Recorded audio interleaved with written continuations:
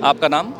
पंखुड़ी पाठक। पंखुड़ी जी बिल्कुल नोएडा से हैं, मैं जानता हूं, और चुनाव भी। और आपको बताऊं कि वोट के समय, चूंकि मैं भी नोएडा निवासी हूं अच्छा, बहुत बढ़िया। तो अब आगे कुछ नहीं बोलूँगा, लेकिन हाँ पंखुड़ी नहीं, हम अपनी उम्मीद पूरी कर रहे हैं लेकिन ठीक है।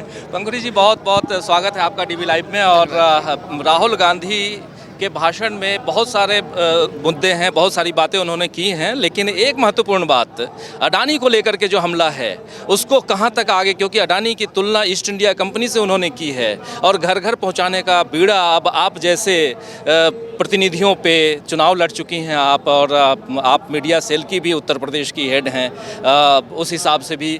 और चूँकि ये समय सोशल मीडिया का है, और चूंकि आप प्रभारी भी हैं उत्तर प्रदेश की, उस हिसाब से भी जानना चाहता हूं कि ये जो पैगाम राहुल गांधी का है, पहले तो आपकी पहली प्रतिक्रिया इस भाषण पे, और उसके बाद इसको कैसे आगे बढ़ा रही है? देखिए, मैं कहना चाहूँगी कि भारत देश में राहुल जी इकलौते नेता हैं जो सच को सच बोलते हैं, जो कभी भी किसी भी बात से पीछे नहीं हटते। और ये बात जो वो आज कह रहे हैं, ये बात वो लगातार कहते आए हैं।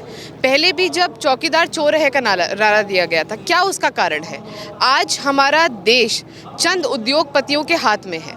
हमारे संसाधन जो दशकों की मेहनत से कांग्रेस पार्टी के लोगों ने, भारत की जनता के पैसे से, खून पसीने से जो संसाधन बने, आज वो सारे चंद उद्योगपतियों को दे दिए गए हैं।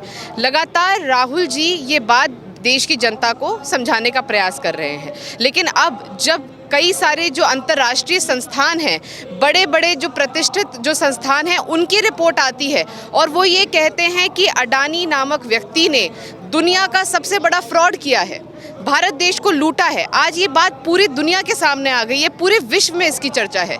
ऐसे में ये बात घर घर तक ले जाने का काम कांग्रेस के कार्यकर्ताओं को करना है। राहुल जी तो लगातार ये बात बोल रहे हैं, क्योंकि बड़ा आसान हो गया है कि एक व्यक्ति आपको फाइनेंस करे, आप उसे ले लेकर घूमें। जो प्रश्न हम लगातार प्रधानमंत्री जी से कर रहे हैं कि एक व्यक्ति को आप ले लेके विदेश घूमते हैं, उस व्यक्ति को आप सबसे पैसे वाला व्यक्ति बना देते हैं, देश का चाहे एयरपोर्ट हो, देश की कोई भी सरकारी संस्थान हो, उसके हाथ में दे देते हैं, जा के उसे ठेके दिलवाते हैं।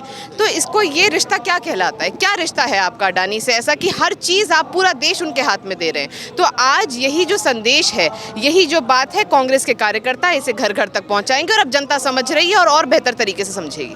जी, एक बात उन्होंने राष्ट्रवाद को लेकर के भी की, जिसमें एस जयशंकर का जो जिक्र उन्होंने किया कि विदेश मंत्री ने चीन की अर्थव्यवस्था से तुलना हमारे अर्थव्यवस्था की, हमारे देश की अर्थव्यवस्था की से की। उनकी अर्थव्यवस्था बहुत बड़ी है, हमारी छोटी है, इसलिए हम उनसे कंपटीशन नहीं कर सकते, लड़ नहीं सकते। ये सारे चीन के मुद्दे को भी राहुल गांधी लगातार उठा रहे हैं, लेकिन लगातार उल्टा वार किया जाता है। इसको लेकर के क्या कहेंगी आप, और कैसे युवाओं तक इस संदेश को पहुंचाएंगे कि राहुल गांधी जो कह रहे हैं वो सही कह रहे हैं, और युवाओं आप जाग जाओ?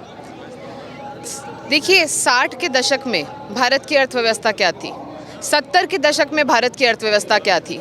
जिस समय इंदिरा जी ने पाकिस्तान के 2 टुकड़े किए, तब देश की अर्थव्यवस्था क्या थी? लेकिन कांग्रेस के नेता कभी भी किसी देश के सामने नहीं झुके। हमने किसी भी देश ने अगर हमारे बॉर्डर पे अंदर घुसने का प्रयास किया, हमारी स्वाधीनता पे प्रहार करने का प्रयास किया, तो हमने उल्टा जवाब, मुंह तोड़ जवाब दिया।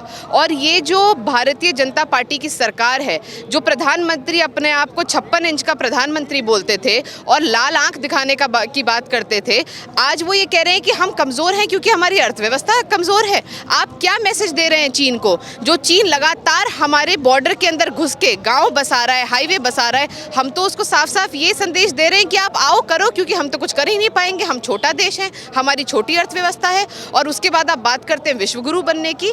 भारत विश्वगुरु है अपनी आध्यात्मिकता की वजह से, अपने लोकतंत्र की वजह से, अपने इतिहास की वजह से। लेकिन इस तरह के जो बयान दे रहे हैं आज भारतीय जनता पार्टी के लोग, ये इनकी कायरता दिखाता है, ये इनका दोगलापन दिखाता है, और ये भारत के लिए बिल्कुल भी अच्छा नहीं है। जी, भारत के लिए बिल्कुल अच्छा नहीं है। पंखुड़ी जी हमारे साथ जुड़ी हुई हैं।